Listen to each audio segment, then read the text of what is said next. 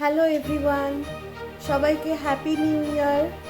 আগের দিনের ভিডিওতে তো আপনাদের বলেছি আমি আমার শ্বশুরবাড়িতে এসেছি।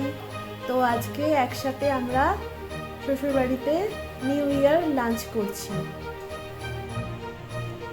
Happy new year. Happy new year. উনি আমার শ্বশুর মশাই।